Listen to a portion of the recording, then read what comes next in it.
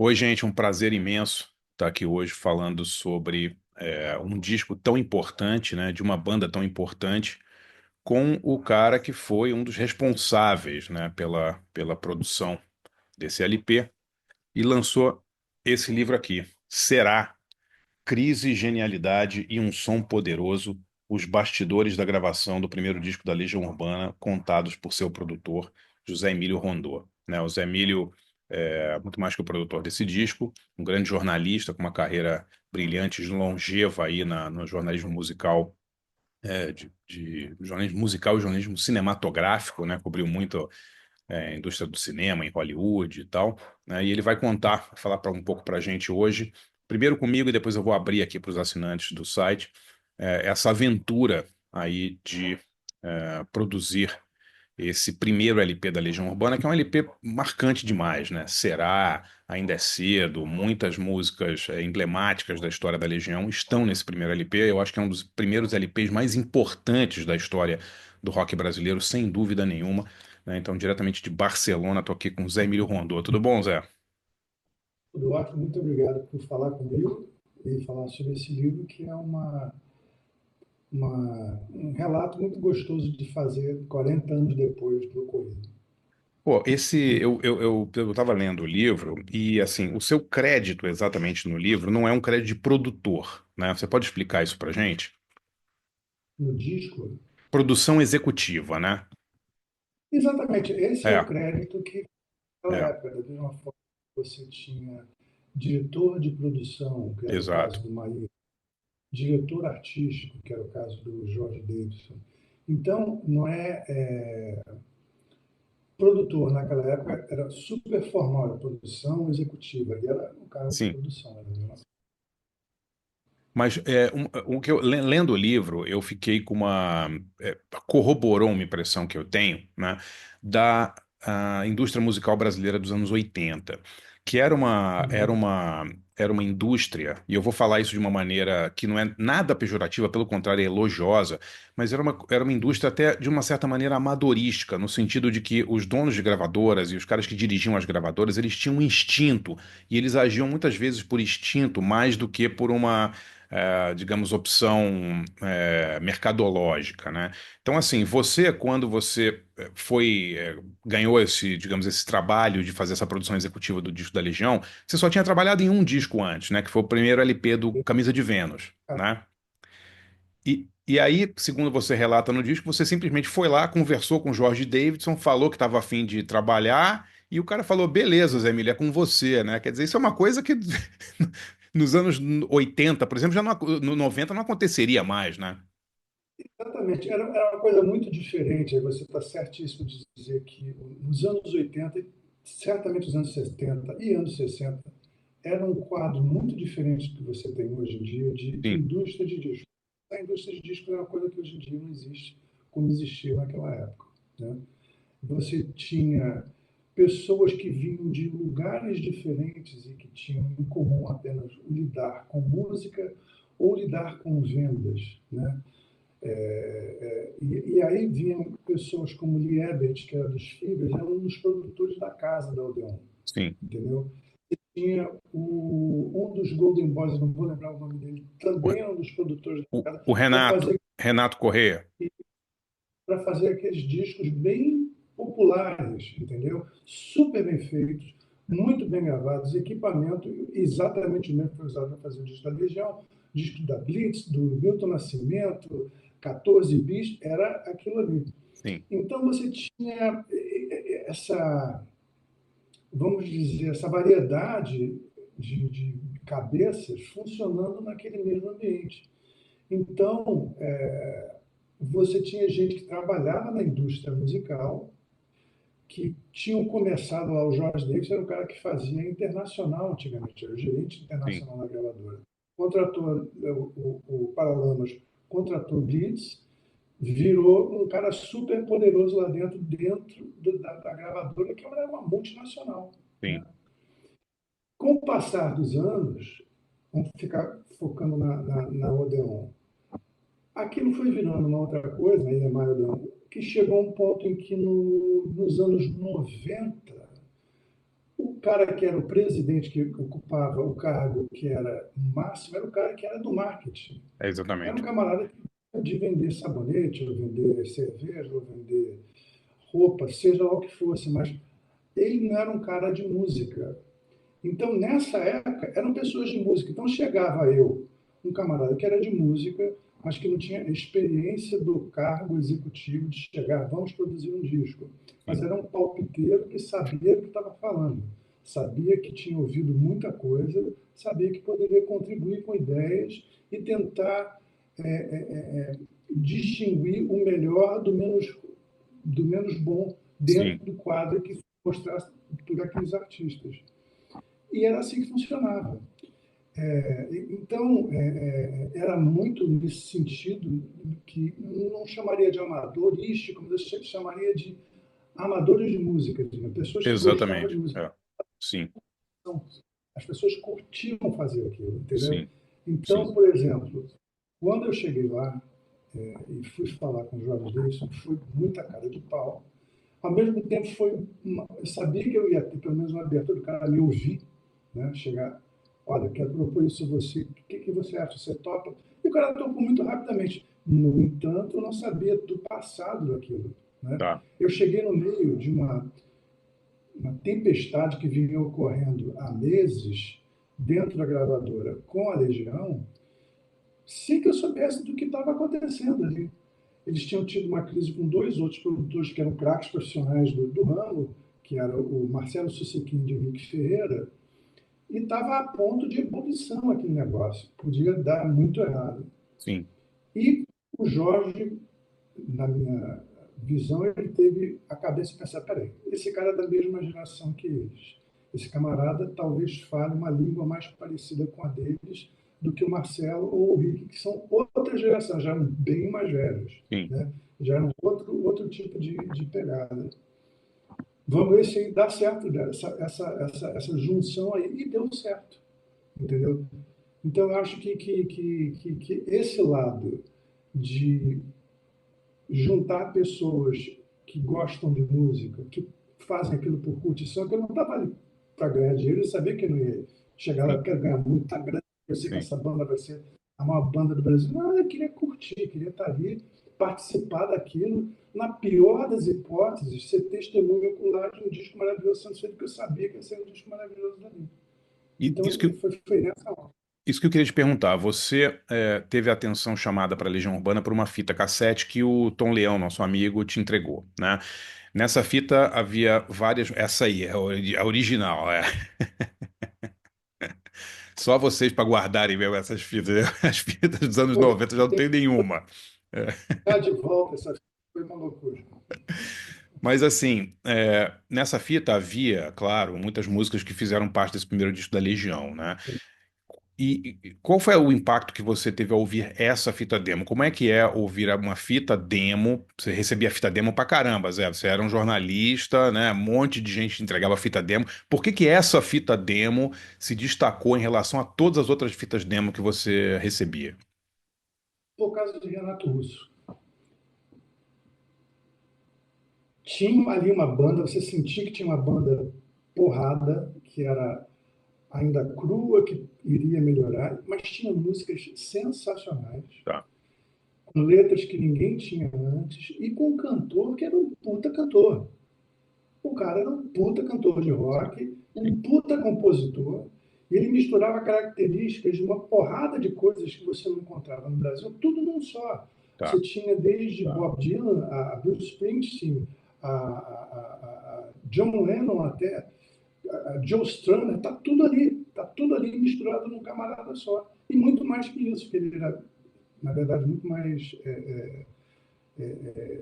rico nesse sentido, que complexo, isso que eu queria dizer. E, então, aquela foi a primeira impressão que eu tive. Peraí, o que é isso? O que é esse negócio aqui? Quem são esses caras? Sabia que vinham de Brasília, a gente tinha a revista Pipoca Moderna naquela época, e o Hermano Viana tinha sido contratado por nós para fazer uma matéria sobre o rock de Brasília. Então, ele tá, já tinha falado sobre o Brasil na Pipoca Moderna, eu já estava no radar, mas não tinha escutado nada. tá. E aí, de repente, chega o Tom Leão, olha isso aqui. E aquilo me desmudou. Eu falei, caramba, que isso? Isso aí é sensacional. Aí foram contratados agora pela EMI Odeon, vão gravar um disco. Eu falei, pô, não vou perder essa não, pelo menos o não eu vou tentar penetrar nessa história aí, porque eu quero participar desse momento, quero ver isso acontecer, que daí vai ser uma coisa sensacional. Eu, naturalmente, como seria realmente impossível, não tinha a menor ideia do que viria a acontecer dali, né? No que a Legião se transformaria. Mas como John Landau e Bruce Springsteen, eu falei, eu ouvi o futuro do rock e se chama Legião Urbana. O futuro do rock brasileiro é Legião Urbana. Foi Você nunca, exatamente isso mesmo. você nunca tinha visto a banda ao vivo? Nunca, aliás, depois só vi uma vez ao vivo, quando a gente estava gravando o disco, eles tocaram no Circo Voador. Tá. Nunca mais vi depois. Caramba, porque eles não tinham feito muitos shows no Rio na época, né? Até então, né? Eu não me lembro deles terem feito até a gravação do disco. Em São Paulo eles Eu fizeram no acredito Napalm que e possa tal, estar. né?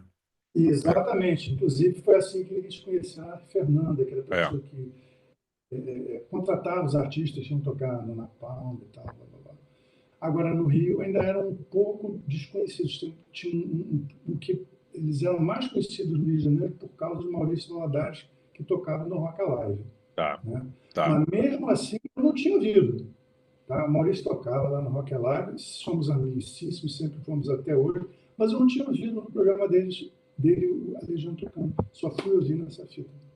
E uma coisa que me chama a atenção no seu relato, né?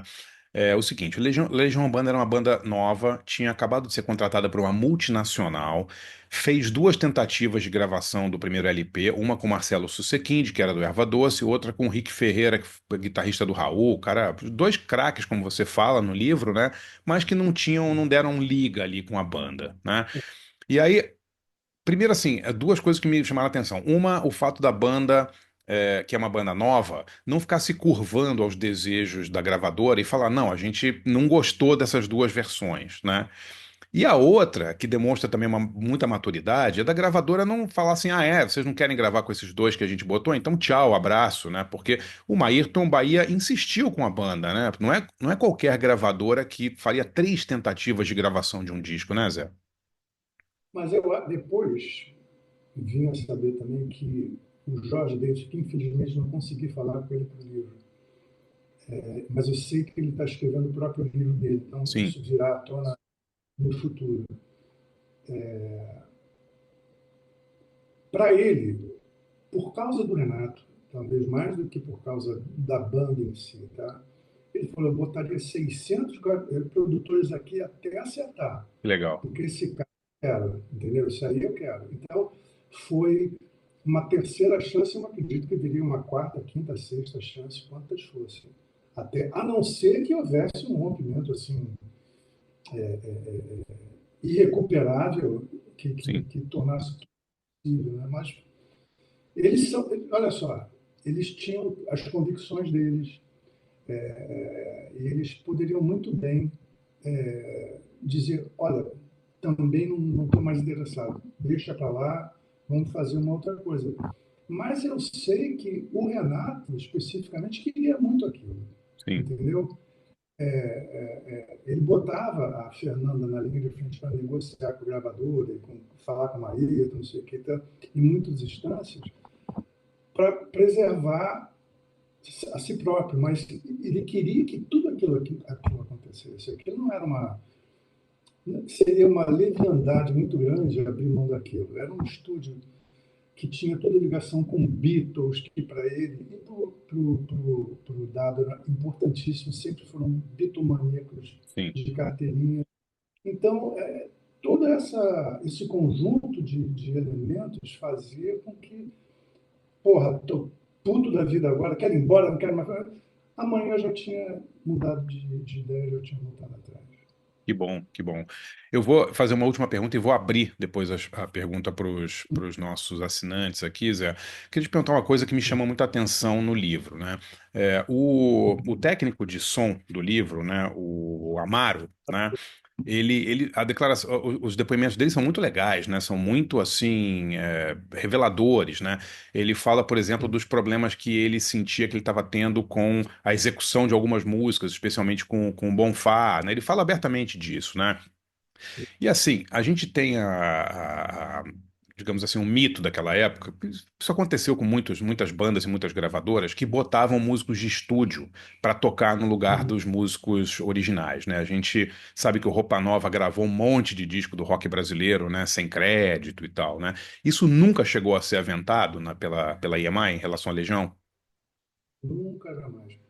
Inclusive, é uma das coisas bacanas que eu acho nesse disco da Legião, que eles tocam tudo entre si, inclusive. Tem momentos que é, é, é, é Renato tocando teclado,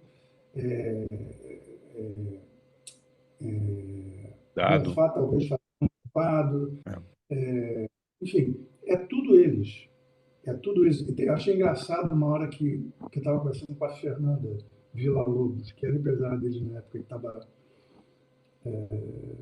conversando para o livro, dizendo sobre soldados. Ela falou, isso não é o Fê do Capital Inicial tocando? Eu falei, que isso, Fernanda? Ninguém tocou nesse disco, a não ser não tem nenhum outro músico tocando aí, não. Então, e nunca foi aventada a possibilidade, só para finalizar. Tá, tá bom. E a última minha, assim, sozinho, depois eu vou abrir de novo uma pergunta, uma dúvida que eu sempre tive. Que discos que Uhum. vocês estavam ouvindo durante, se é que estavam ouvindo discos internacionais naquela época? Porque, assim, eu vejo muito The Cure, né, daquela época, o começo de Ainda é Cedo me lembra muito Gang of Four, né? Tem umas coisas de guitarra que parece muito Andy Gill ali, né? Tinha músicas de referência que estavam rolando no estúdio, o Renato trazia coisas, você trazia coisas, ou isso não aconteceu? Não aconteceu. Ele, na verdade, ele e os outros músicos, Bonfá, o Negrete e o Dado, eles tinham as suas referências, e aquilo já chegou, já veio trazendo, vou dizer, olha isso aqui, que era uma coisa que seja parecido com isso aqui. Naturalmente, todo mundo tinha ouvido tudo isso. Tá, Tá? Da mesma forma que eu tinha ouvido outras coisas que não faziam, não eram da praia deles, e que eu acabei trazendo também, que vai desde Prince e Peter Gabriel a Bruce Springsteen. demais. Entendeu? Então, eram coisas que eram outra parada que, inclusive, no momento que aquilo era proposto, causava estranheza. E, porra, nada a ver, vamos ver se tem a ver, vamos ver os poucos e tal. E as coisas acabaram se combinando, o que não dava certo, não dava certo, vamos partir para outra. Faz parte do jogo, né? Mas não, nunca se falou, vamos ouvir esse disco aqui do Gang of Four, como você falou, vamos ouvir esse disco aqui do, sei lá, Joy Division, do Public Image Limited. Sim. Não. Já chegaram com as músicas, nós começamos a trabalhar em cima das músicas e nunca se falou, vamos tentar uma sonoridade parecida com isso, né? Caminho daquele disco. Nunca teve isso. Apesar do Amaro, ele é muito legal o depoimento dele, que ele fala que ele estava buscando uma sonoridade muito da banda crua, da banda ao vivo, né? Diferente de outras coisas que estavam sendo feitas na EMI na época, que buscavam uma nitidez, né? Uma coisa mais limpa, né? Ele foi muito acertado nisso, porque o Amaro era um camarada que vinha de uma outra formação, de um outro tipo de trabalho. Era um cara novo na função, que ele era auxiliar de estúdio e recentemente tinha sido promovido a técnico de gravação. E era um cara muito rigoroso e muito cuidadoso. Então ele fazia questão de buscar as melhores soluções. E para ele falar, pessoal, isso aqui, vamos tentar buscar uma sonoridade mais ao vivo, que é aí que vai render mais. Vamos fazer uma coisa crua e depois a gente enfeita o que for necessário Sim, enfeitar, se for o caso. muito legal, muito legal. Galera, vou abrir aqui para todo mundo aqui, só um segundinho.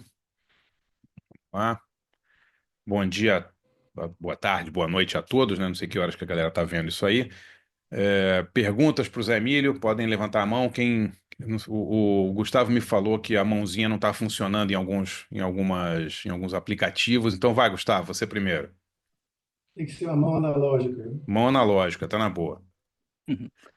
Oi, bom dia. Oh, Bom dia, bom Jorge. dia, É um prazer conversar com você. Aqui, prazer é todo meu. no início da sua trajetória musical, você já trabalhava como jornalista, produzia clipes para o Fantástico, né? Depois, como produtor executivo da Legião, você diz no livro assim: eu era mais um animador de torcida, palpiteiro e testemunha ocular da história do rock brasileiro, assistindo de camarote a conjuração de tantos milagres sonoros, artísticos e aí vai. Mas antes de Exatamente isso. tudo isso, você já havia produzido o primeiro disco do Camisa de Vênus, né? Eu queria começar te perguntando justamente sobre essa experiência inicial com o Camisa. Como foi trabalhar com a banda naquele momento? O seu papel foi diferente do que viria a ser a Legião Urbana, por exemplo? E depois, olhando em retrospecto, o que essas duas experiências te ensinaram? O que mudou na sua forma de atuar na produção musical? Você teve muito mais trabalho como produtor executivo depois? Uhum. Isso daí. Excelente pergunta. O que aconteceu foi o seguinte: há uma diferença inicial entre o trabalho para o Camisa de Vênus e o trabalho para a Legião. Com Camisa de Vênus, com Legião, era um semi-amador. Na Legião, na Camisa de Vênus, era um verdadeiro amador. Aquilo foi a primeira vez que eu fui meter a cara nesse tipo de trabalho. E havia também uma diferença muito grande que, ao contrário da Legião, que eu conheci pessoalmente, e foi a primeira vez que falei bom dia, boa tarde com eles, no primeiro dia de estúdio. No caso do Cabeça de Vênus, eu era amigo do Marcelo Nova de um ano antes, ou 2 anos antes, que a gente se conheceu indo ver o Queen em São Paulo, em 1981. Ele era radialista, era jornalista, convidado da gravadora, que era a EMI Odeon, e a gente foi ver o show, se conheceu no ônibus, estava levando jornalistas e radialistas para o show no Morumbi. Conversamos, e falou: olha, tem uma banda que eu estou inventando aqui, se chama Camisa de Vênus. Pô, que bacana, pô, vou querer produzir isso depois. Foi um papo de ônibus, não entendeu nada. E a gente manteve contato, criou uma amizade durante os anos, até que no belo dia falou: olha, vai acontecer, hein? Tem a banda agora, nós vamos gravar, quer produzir mesmo disco? Top, vamos lá. Fui para São Paulo, eles foram para São Paulo para gravar no estúdio da RCA, e a gente gravou lá com absolutamente total liberdade, como foi no caso da Legião, e nesse mais ainda porque ali é totalmente descontrolado, porque não tinha uma gravadora, era um produtor, um empresário que eles tinham, que eu não me lembro o nome dele, era Tuninho, agora não me lembro o nome completo dele, tinha conseguido esse estúdio da RCA para gravar, um excelente estúdio, onde tinha gravado pouco tempo antes o Gangue 90, e era para a RGA, que era um selo que depois foi absorvido pela Som Livre. Então, foi ultra farra, né? Ninguém sabia exatamente o que estava fazendo, como é que ia conseguir o som que queria. E os caras que eram os técnicos do estúdio foram super bacanas, que foram digerindo e traduzindo tudo que a gente falava com eles. No caso da Legião já era muito diferente, eu já tinha essa pequena cancha, né, de ter feito esse trabalho com Camisa de Vênus, e eu já tinha adquirido um pouco mais de conhecimento e já sabia um pouco mais o que era requerido de um produtor. Continuei sendo exatamente como descrevi no livro, um palpiteiro, um animador de torcida, psicólogo, um pai, uma mãe, tudo isso ao mesmo tempo, porque eu não tinha a formação musical de chegar, pegar um violão, um piano, falar: ó, faz isso, faz aquilo, não faz isso, não faz aquilo. Eu não tinha o conhecimento técnico de chegar, agora bota essa tá virado para cá, não sei o quê. Eu ouvia e eu queria buscar o som que eu estava querendo encontrar. Então, a minha formação, o meu ouvido e a minha estrada de ouvir coisas antes, anos e anos e anos, foi o que me iniciou para fazer o disco da Legião, e com mais segurança do que tinha sido no caso do Camisa de Vênus. Depois, eu fiz só 2 outros discos. Eu fiz o primeiro disco do Picassos Falsos e fiz o disco solo, o primeiro disco solo da Meist, que era do Gangue 90, por coincidência. E aí depois mudei para os Estados Unidos e aí não trabalhei mais com produção de discos. Fiquei concentrado só na área jornalística. Lá, obrigado. Obrigado, Gustavo. Fábio Henrique, por favor. Opa, bom dia, pessoal. Bom dia, Zé Emílio. Eu gostaria de perguntar para o Zé Emílio, a partir do convívio que ele teve com a Legião e do processo de produção desse primeiro disco, se ele via algumas características na banda que ele achava que poderiam ser desenvolvidas em trabalhos seguintes, e que efetivamente foram, e se por outro lado ele via características na banda que ele achava que seria legal, de repente, ser desenvolvida ao longo da carreira, que ele viu que não foram desenvolvidas, né? E também ainda pegando esse retrospecto do disco dentro da carreira, para você, qual é o melhor disco da Legião? Naturalmente, vou dizer que é esse. Por todos os motivos, porque eu acho que ali a Legião, no decorrer da feitura do disco, ela começou de um jeito quando entrou no estúdio e ela saiu outra banda quando saiu do estúdio, tá?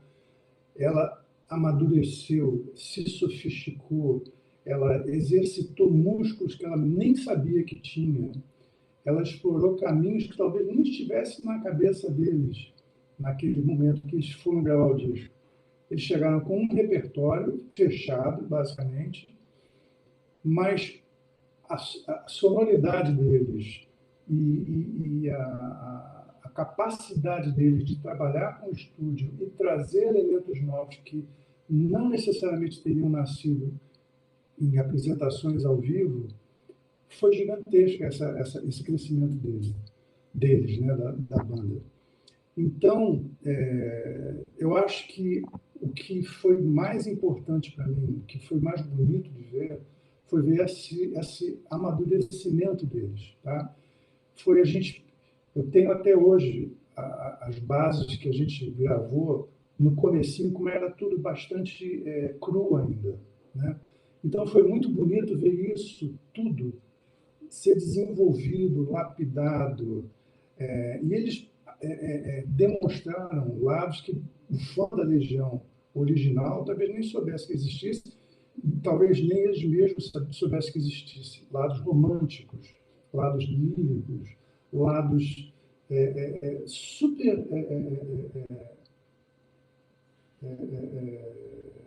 distantes do que seria um disco punk, tá? E isso foi muito bonito de ver. De repente você vê uma música como Ainda é Cedo, que começou numa onda que, segundo eles me disseram depois, tinha a ver com o Public Image Limited, virou uma música tão romântica e tão pop, que virou, no futuro foi regravada por Nelson Gonçalves como um boleirão. Então, esse tipo de coisa mostra a qualidade da composição deles, mostra a capacidade de serem populares e pop. Eles entraram punk e saíram pop lá do outro lado, quando terminaram a gravação. Então, isso foi muito bonito de poder participar dessa transformação deles de uma coisa ainda crua, um diamante bruto, em artistas muito mais completos, como eles vão ver. Por exemplo, no disco seguinte, o 2, ele é a continuação exata do disco anterior. Tanto que ele começa com Será sendo tocado no rádio. E a primeira música do segundo disco deles é uma música que foi a primeira coisa que a gente gravou lá atrás e que nunca foi usada, porque foi o Renato que gravou um temazinho tecnopop, cara. Só ele no sintetizador e bateria eletrônica. Era um troço super pop. E era a primeira coisa que eles estavam fazendo no estúdio. Eu falei, cacete, isso vai ser o primeiro single, sensacional.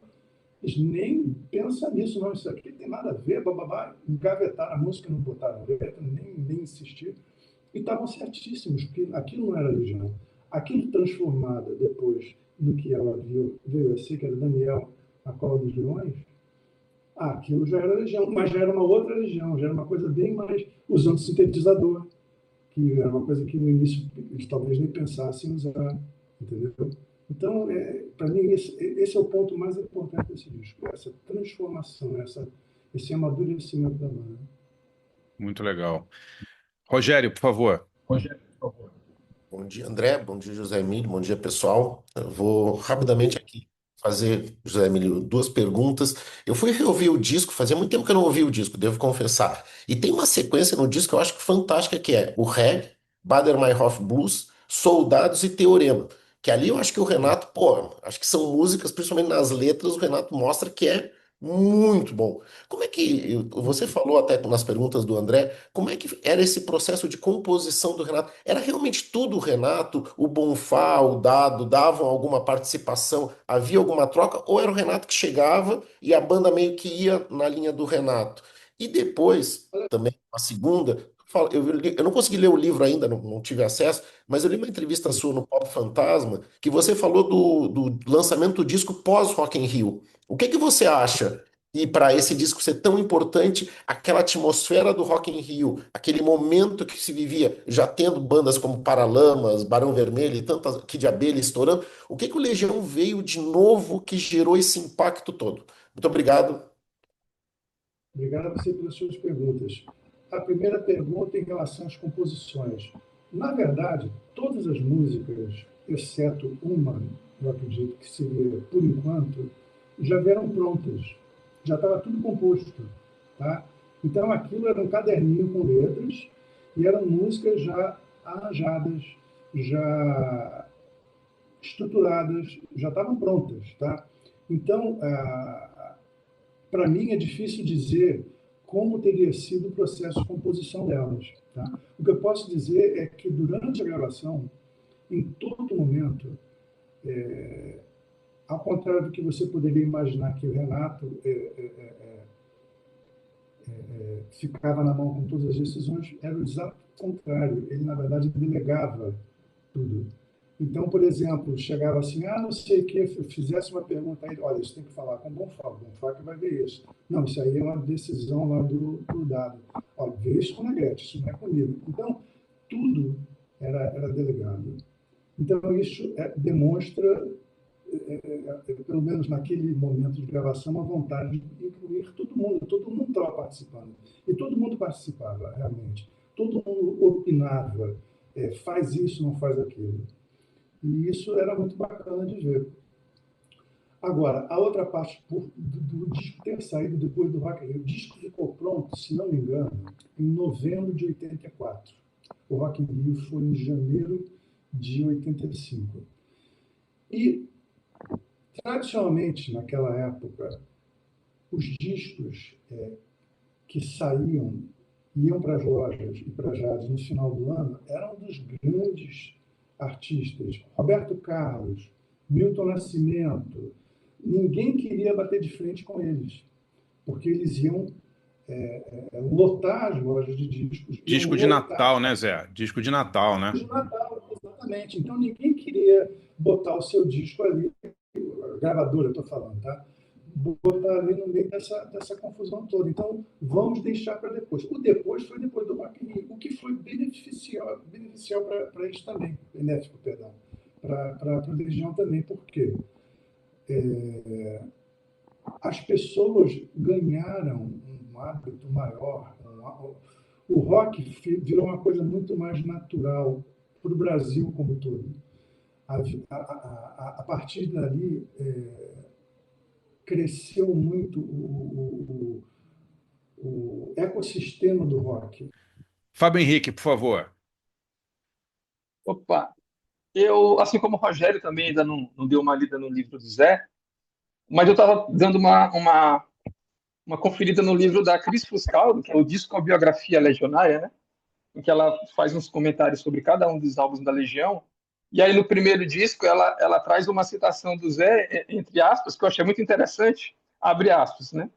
Eu era mais velho e estava na defensiva, querendo fazer valer minha autoridade de produtor. Fiz muita besteira por causa disso. E eu queria saber se você poderia contar que besteiras, algumas das besteiras que você fez na produção do disco. Já revelou, agora Aquela conta o besteira santo que aí, você né, Zé? faz.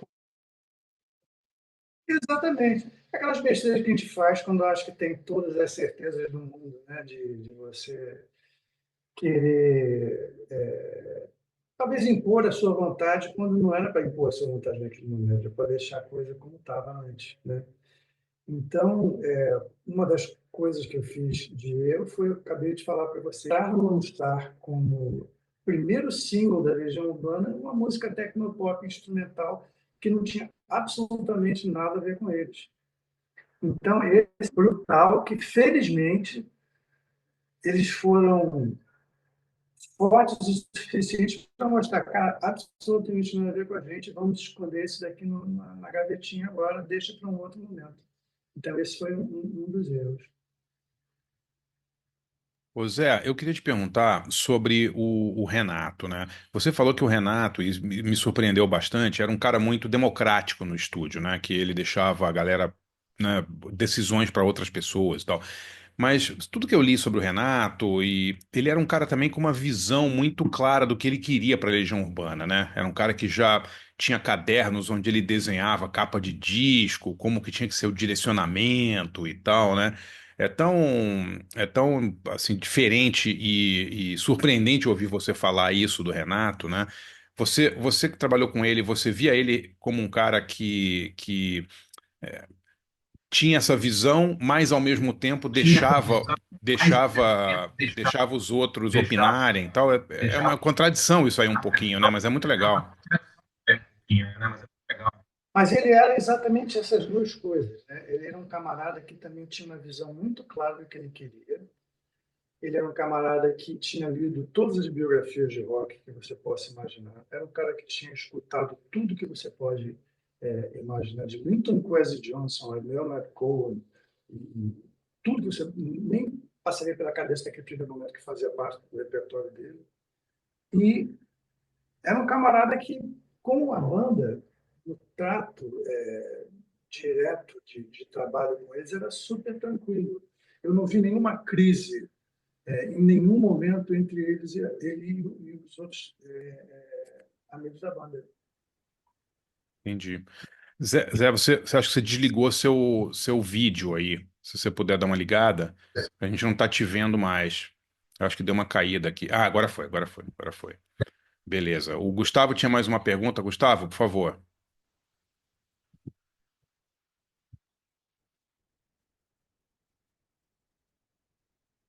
Ô, bom dia. Ô, José, você comentou muito sobre as tensões na relação com o Marcelo Bonfá, né?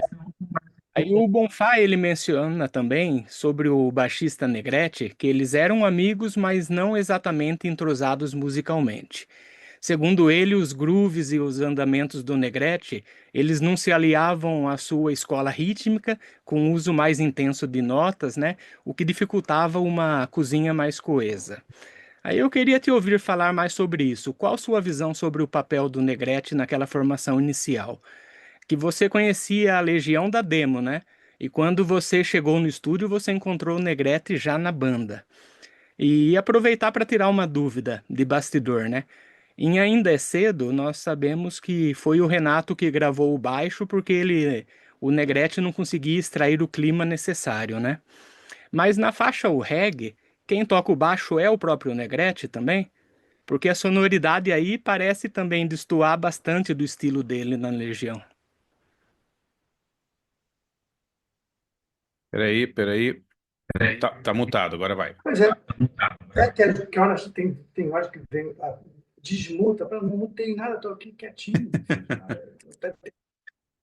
Gremlin aí fazendo das suas.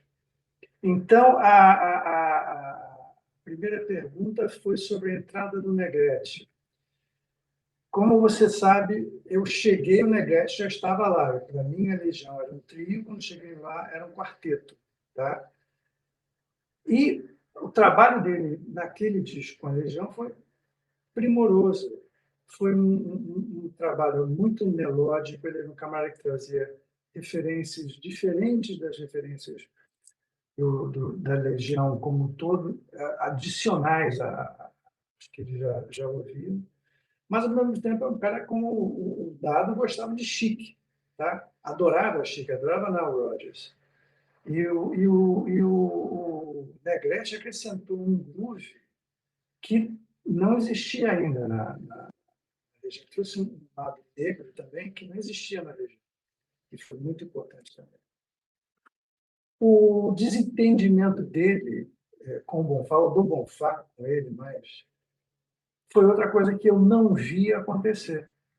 Foi uma coisa que o Bonfá me contou depois do fato, quando a gente conversou para eu fazer o livro. Então, eu não vi esse embate entre eles. Mas a própria Fernanda, no livro, diz isso, que ela sim, acreditava que a entrada do Negrete tinha sido importantíssima para transformar a Legião numa banda maior do que ela já era. Perdão, ele trouxe ingredientes rítmicos e um swing que não tinha ainda na Legião. E aquilo fez toda a diferença para eles, especialmente naquele momento de transformação no estúdio, em que eles passaram a gravar e saber gravar. E ao aprender a saber gravar, eles aprenderam a ser uma outra Legião que eles ainda não eram. E em relação à gravação do reggae, né, que ele perguntou se que ele não gravou, o Negrete não gravou Ainda é Cedo, né, mas ele gravou a outra. Era o reggae que você perguntou, Gustavo? Foi sim, foi o Negrete tocando sim. Aquilo foi, inclusive, o Negrete foi um cara que ajudou a entortar um pouco algumas músicas com a dança, tá? Que ele começou a fazer improvisos no final da dança e a gente ficava mexendo no Ecoplex para dar intervalos diferentes de eco e efeitos de eco para os improvisos que ele ia fazendo no baixo no final. Fizeram toda a diferença na música, fez uma coisa muito mais interessante, viajandona, bem doida. Zé Emílio, o João está fazendo uma pergunta aqui no chat. Qual é a última banda nova ou até um pouco mais antiga que te empolgou? Última banda nova ou antiga que me empolgou.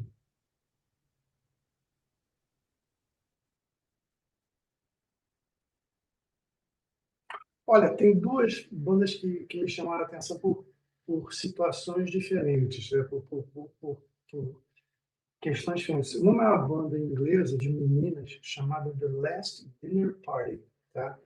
Então elas fazem um tipo de rock meio rococó, meio progressivo, meio operístico, mas com muito senso de humor.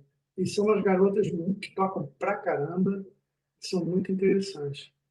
Outro é um quarteto francês chamado Lulu, que faz um rock punk, pop muito divertido, com senso de humor, com porrada e com aquela energia que só tem na juventude, você toma muita Coca-Cola.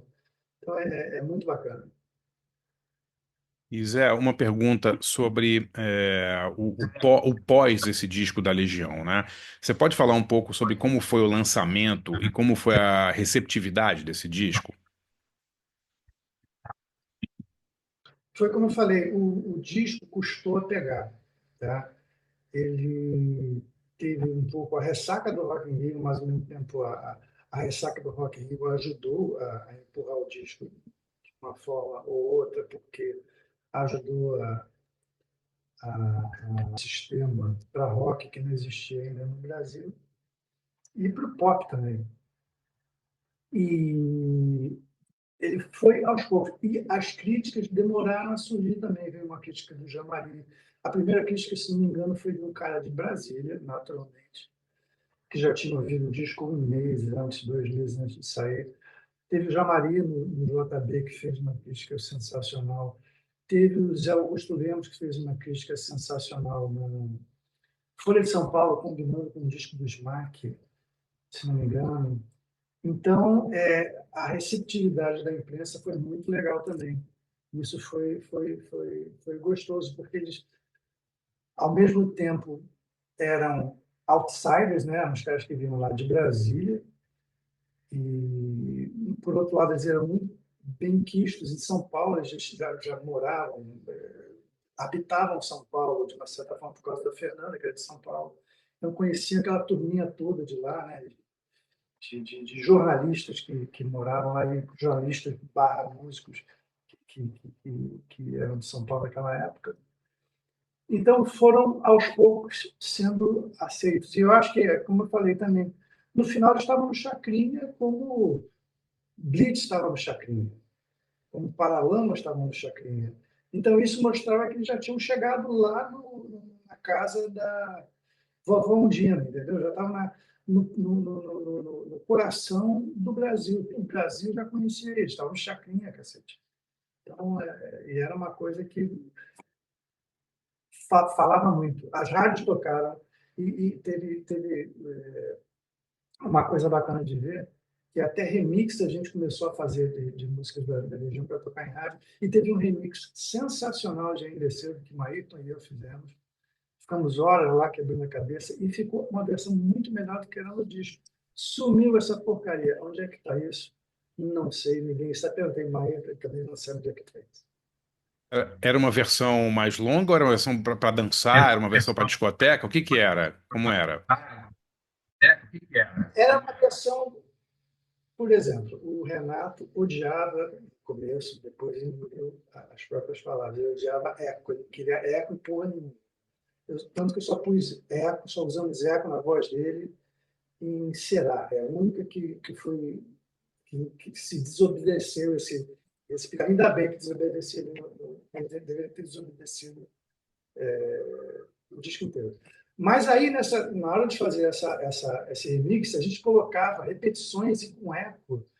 E ainda é cedo, cedo, cedo, e ficou do cacete. Era uma versão não muito mais longa, mas era uma versão mais rica. Ela tinha mais variações sobre o mesmo tema. Era muito bacana. E chegou a tocar em rádio isso? Eu acredito que sim. Foi feita para rádio. E eu acredito que foi distribuída naqueles singles gigantes e tal. Mas eu deveria ter tido isso aí, mas eu realmente perdi noção do que aconteceu. Eu perguntei ao Marito, quando estava conversando com ele por Deus, ele não lembrava mais também. Era uma época que as gravadoras brasileiras lançavam Isso é uma coisa tão grande. esses 12 polegadas, né? Diferentes, né? Tipo, compacto em 12 polegadas, né? Era engraçado, né? Isso, isso. Remixes, não sei o quê, uma versão mais longa, versão para tocar na discoteca, pá. Que demais. Temos aqui uma do Gustavo, depois o do Fábio. Gustavo, por favor. Ô, José, agora fugindo um pouco da Legião, né? Após a sua experiência dirigindo o longa 1972, que foi sua estreia na direção de uma ficção no cinema, né? Eu gostaria de saber, você tem planos de voltar a dirigir filmes? E como foi para você a transição da linguagem dos videoclipes, que você já dominava tão bem, para o formato de um longa-metragem? Foi a coisa mais difícil que eu fiz na vida, disparado, fazer um filme, tá? Porque se você fazendo, usando o videoclipe como ponto de partida, se no videoclipe você faz uma corrida 100 metros, você está fazendo uma ultramaratona, quando você faz uma longa-metragem, né?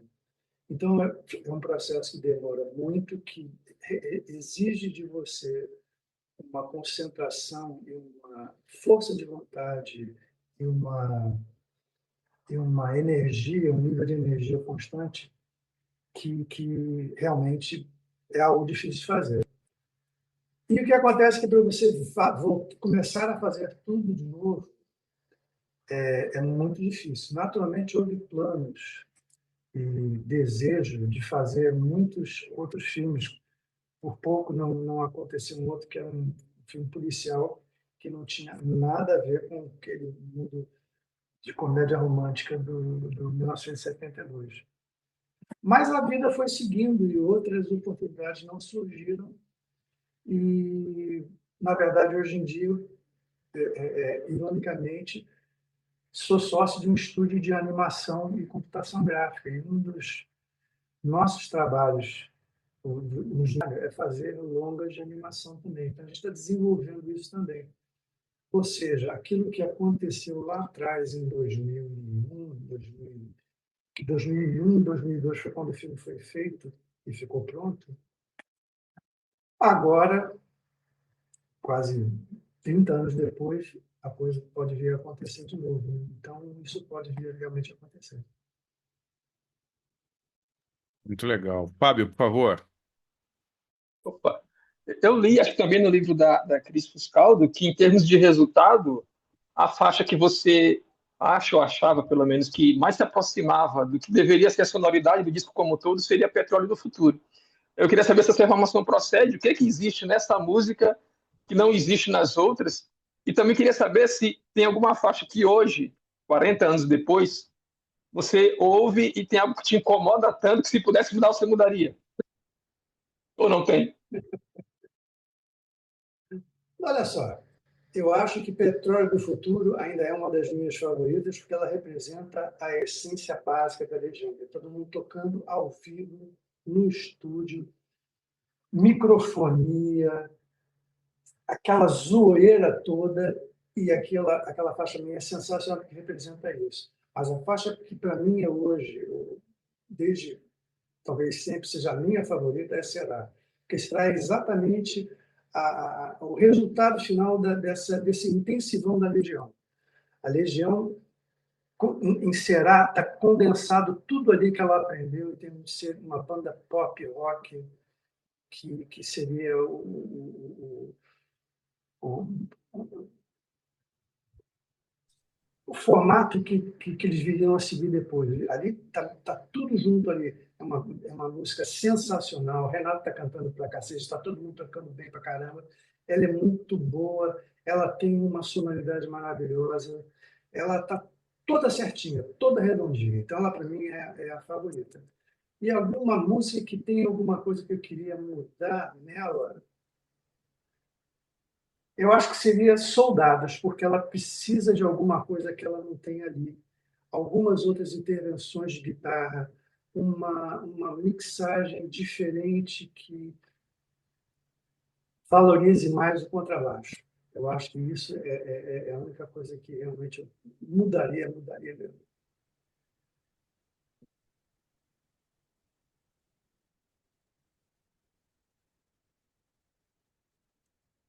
Sumiu o áudio agora. Desculpe, galera. Agora voltou, né? Desculpe. A gente está chegando ao fim aqui. O Dorival tinha uma pergunta. É isso, Dorival? Sim. Bom, primeiro eu gostaria de dizer que é uma alegria estar com duas referências para mim no jornalismo musical, Barça e Rondô, né? São figuras que eu acompanho há bastante tempo. Obrigadão. Parabenizar o Rondô pelo Obrigado, livro, Luiz. né? Tá aqui. Eu acho que você foi muito Obrigado. elegante até para descrever alguns momentos de atrito no estúdio, né? É um texto informativo, leve e sóbrio, assim, maduro, né?